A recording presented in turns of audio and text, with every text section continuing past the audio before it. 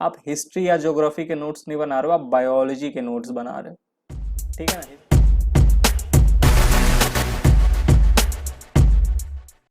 Hello future doctors, welcome to the fifth episode of biotalks. इस episode में हम बात करेंगे how to make best and simple biology handwritten notes.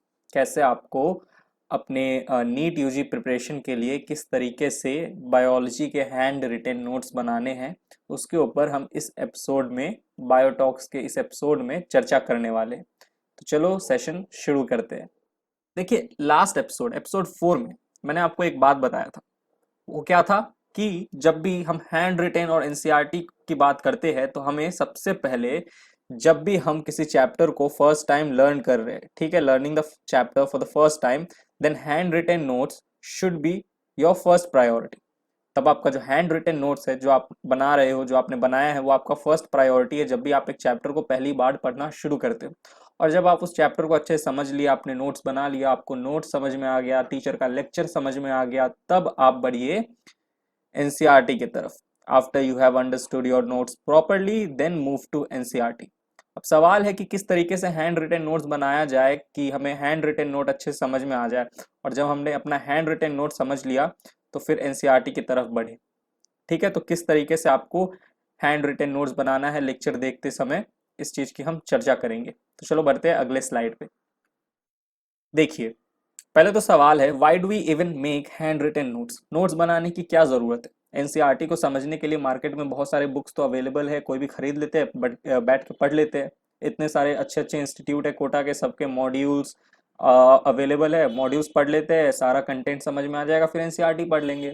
अपना hand retain notes बनाने का मतलब क्या है, तो सुनो। हैंड रिटेन नोट्स आप क्यों बनाते हैं, why do we even make handwritten notes? To make sure we understand the topic well. ताकि हमें एक चीज अंदर से एहसास हो जाए कि हमने टॉपिक को अच्छे से समझ लिया। ठीक है, तो हम हैंड रिटेन नोट्स बनाते हैं ताकि हम टॉपिक को अच्छे से समझें। But the important reason to make notes is for revision of the chapter और टॉपिक इन फ्यूचर। पर जो मेन कारण है ना हैंड रिटेन नोट्स बनाने का, वो ये कि दोबारा जब हम उस टॉपिक को पढ़ने बैठे, रिवीजन करने बैठे, तो हमने जो हाथ से लिखा है ना, वो चीज़ हमें जल्दी समझ में आएगी। आप खुद देख लेना। आप एनसीईआरटी के एक चैप्टर को समझने के लिए कोई भी कोटा के इंस्टीट्यूट का मॉड्यूल उठा लेना और उसको पढ़ना, आपको समझ में आ जाएगा। ऐसा नहीं है नहीं समझ में आएगा, समझ में आएगा, लेकिन 70-60% समझ में आने वाला है।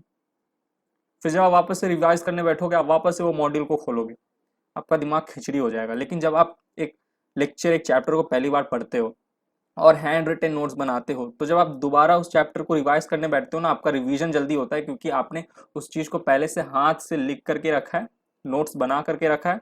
राइट, आपका वो चीज आपके दिमाग में है अच्छे से। जब भी कोई चीज हम लिखते हैं तो वो चीज हमारे दिमाग में अच्छे से आ जाती है।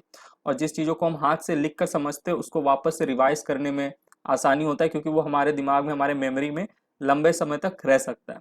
ठीक है, तभी हम एक चीज को हाथ से लिखते हैं, नहीं तो पढ़ लेंगे तो उसमें भी काम हो ही जाएगा। तो हैंड रिटेन नोट्स बनाने का मतलब क्या है?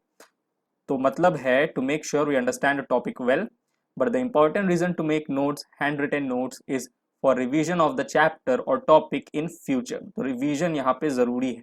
ठीक है, रिवीजन करने के लिए ही हम हैंड रिटेन नोट्स बनाते हैं, और एक टॉपिक को अच्छे से समझने के लिए। चलिए अब आगे बढ़ते हैं, moving on to the next slide. अब सवाल आता है, how to make notes the right way. किस तरीके से हम ऐसे नोट्स बनाएं कि हमारे लिए आसानी हो और वो बहुत अच्छे से निखर के आए, नोट्स जो है बहुत अच्छे से निखर के आए। ठीक है, देखिए, पहला तो don't make your notes look clumsy. इस तरीके से अपना नोट्स मत बनाना जो सामने देख रहे हो, ऐसा लग रहा है खिचड़ी पका हुआ है। इस तरीके से आपको नोट्स नहीं बनाना है। आप हिस्ट्री या ज्योग्राफी के नोट्स नहीं बना रहे हो, आप बायोलॉजी के नोट्स बना रहे हो। ठीक है ना, हिस्ट्री का नोट्स रहता तो इस तरीके से लिख देते, ठीक है, हाँ बाबर कब आया, अकबर कब आया, first world war, second world war, ये डायनेस्टी, वो डायनेस्टी, चलता है। ठीक है, हिस्ट्री। लेकिन आप बायोलॉजी के नोट्स बना रहे हो, तो इस तरीके से क्लमजी नोट्स आपको नहीं बनाना है। ठीक है, leave spaces between topics and concepts. जब भी आप नोट्स बनाओ, जैसे एंजाइम्स के बारे में आपने नोट्स बनाया है, तो हमेशा जगह छोड़ो। ठीक है, लीव स्पेसेस बिटवीन टॉपिक। एक टॉपिक से जब दूसरे टॉपिक जा रहे हो तो थोड़ा जगह वगह छोड़ो। फैक्टर्स अफेक्टिंग एंजाइम यहाँ पे पढ़ा, यहाँ पे एंजाइम का इंट्रोडक्शन पढ़ा। ठीक है, तो ऐसे देखो जगह वगह छुटा हुआ है, यहाँ आसपास इतना जगह है, यहाँ पे आसपास जगह है, ये सब जगह, इतना जगह छोड़ो। यहाँ देखो कहीं जगह ही नहीं दिख रहा, पूरा भर दिया है। इस तरीके से आपको क्लमजी नोट्स नहीं बनाना है, साफ सुथरा नोट्स बनाना है। ठीक है, update your notes, update your notes with new information if needed.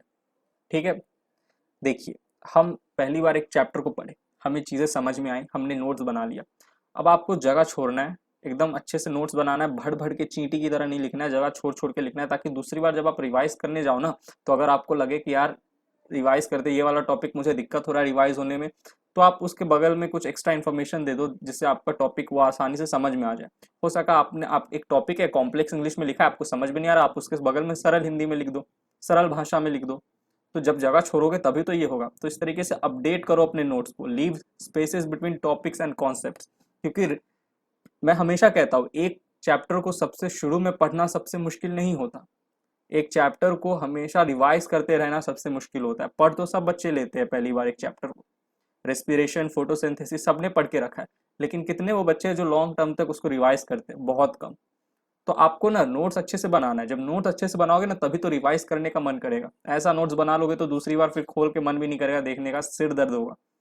अब मैं यहाँ हेड राइटिंग पे नहीं जा रहा हूँ कि हेड राइटिंग सुंदर हो, अरे हेड राइटिंग कैसा भी हो, जगह छोड़ के नोट्स बनाओ। ये मत सोचो कि सर आप तो डिस्क्रिमिनेट कर रहे हो, अच्छा हेड राइटिंग वाले को अच्छा बोल रहे हो, गंदा हेड राइटिंग वाला, हेड राइटिंग के ऊपर मैं नहीं जा रहा यहाँ।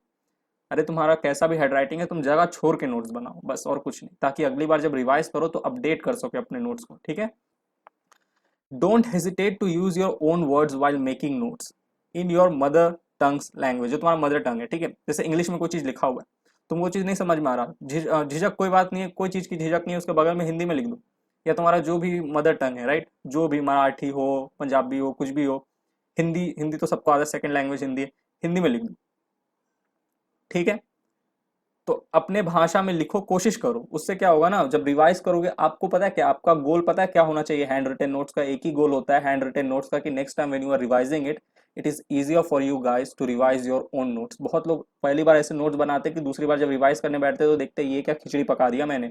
तो हिंदी में लिखो बगल में चीजों को, जो भी चीज कॉम्प्लेक्स लगे, शर्माओ मत। ठीक है, मदर टंग है तुम्हारा लैंग्वेज, हिंदी में बगल में लिख दो, कोई दिक्कत नहीं है।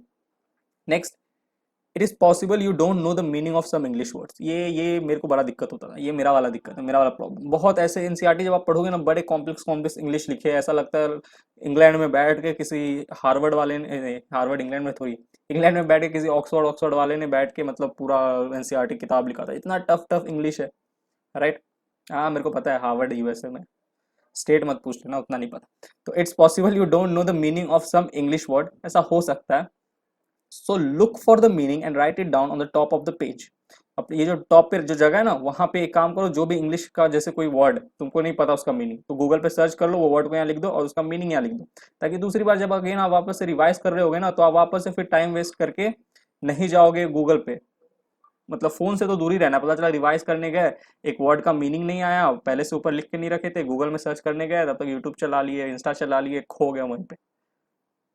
समझ रहे हो ना, तो जो भी वर्ड नहीं पता है तो फटाक से गूगल करो, अब बस गूगल करके उस समय समझना नहीं है, उस चीज को ऊपर लिख भी लेना है, क्योंकि हो सकता है फिर जब 5-6 दिन बाद आप वापस से उस टॉपिक को रिवाइज करो तो वो वर्ड का मीनिंग आप वापस से भूल जाओ। ठीक, तो ऊपर में लिख लो मीनिंग, वो जो वर्ड है उसका मीनिंग ऐसे, यहाँ पे ऐसे करके उसका मीनिंग पूरा लिख लो। ठीक, तो ये सारी चीजें आपको करनी है। चलिए अब आगे बढ़ते हैं, moving on to the next slide.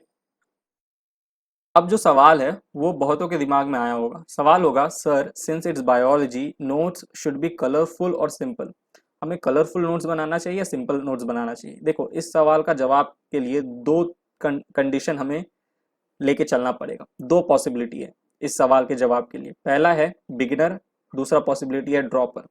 Beginner यानी वो बच्चे जो क्लास 11th 12th में पहली बार आए, ठीक है, क्लास 11th में पहली बार आए या क्लास 11th कंप्लीट करके क्लास 12 में पहली बार आए।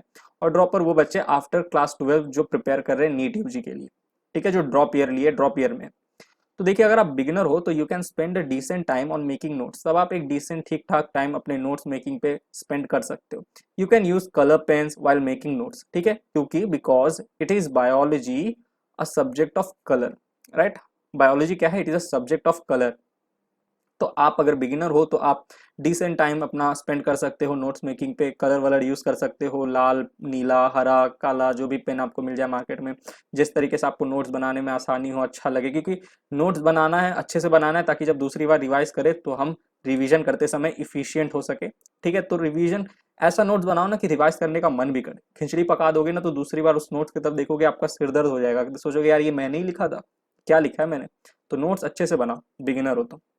और अगर आप ड्रॉपर हो, यानी कि आपने 11th एंड 12th तो पढ़ के ही रखा है और आपके नोट्स बने ही होंगे, क्योंकि आपने 11 12 में नोट्स बनाए ही होंगे, और अब आप ड्रॉपर हो, तो आपको क्या करना है, देखिए आपका अल्टीमेट गोल होना चाहिए should be revision, revision and revision.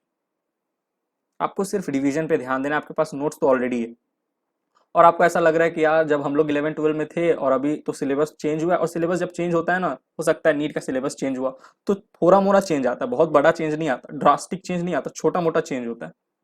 तो आप अपने नोट्स को क्या करो, अपडेट कर लो। जब दूसरी या तीसरी या चौथी बार रिवाइज कर रहे हो तो नोट्स को अपडेट करते रहो, कोई नया इन्फॉर्मेशन मिले डाल दो ऊपर में, फट से लिख दो बगल में। इसलिए कहता हूँ नोट्स जब बनाओ तो स्पेस छोड़ छोड़ के बनाओ।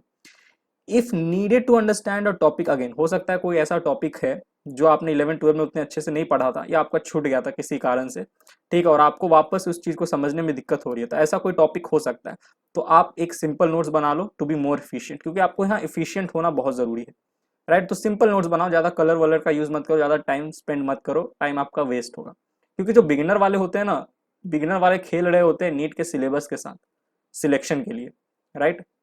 लेकिन एज अ ड्रॉपर आप नीट सिलेबस के साथ भी खेल रहे हो और टाइम के साथ भी खेल रहे हो, राइट। और टाइम आपके लिए बहुत जरूरी है, टाइम, ये दोनों फैक्टर है, ठीक है। बिगिनर वालों के लिए तो सिलेबस बहुत बड़ा फैक्टर है, वो उनको सब सिलेबस कंप्लीट करना है, ये तो रिवाइज भी कर लेते हैं, 2 साल रहता है। लेकिन आपके पास बहुत कम टाइम रहता है, आप अगर नोट्स बनाने चले गए ना ड्रॉपर भैया, तो फिर समय निकल जाएगा, क्योंकि आप सिलेबस और टाइम दोनों के साथ आपका फाइट रहता है, दोनों के साथ लड़ रहे होते हैं। बिगिनर वाले सिलेबस के साथ लड़ रहे होते हैं, ड्रॉपर वाले सिलेबस और टाइम दोनों के साथ लड़ रहे होते हैं।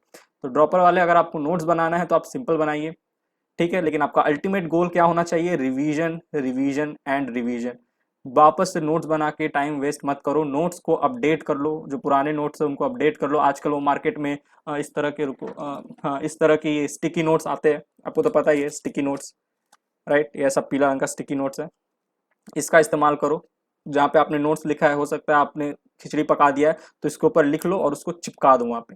तो आपको इफिशियंट होना बहुत जरूरी है ड्रॉपर वालों लोग के लिए, ठीक है। तो यहाँ पे इस एपिसोड में बायोटॉक्स के हमने बात किया how to make best biology handwritten notes, और यहीं पे ये एपिसोड होता है खत्म। आई होप आपका जितना भी सवाल रहा होगा, ठीक है, कैसे नोट्स बनाए, अच्छा हैंड रिटन नोट्स, कलरफुल बनाया, सिंपल बनाया, सब सवाल क्लियर हो गया होगा। तो आपसे मिलते हैं अगले बायोटॉक्स के एपिसोड में, तब तक के लिए bye, thank you, take care.